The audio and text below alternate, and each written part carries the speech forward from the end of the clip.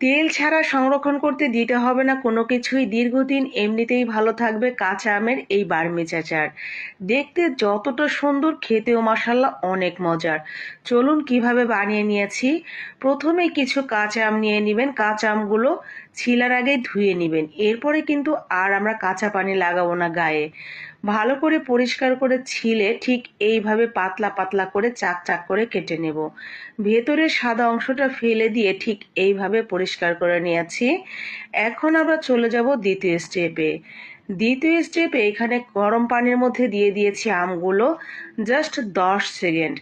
10 সেকেন্ডের জন্য এটা আমরা শুধুমাত্র দেব, আবার তুলে নেব। বলেন তো কেন?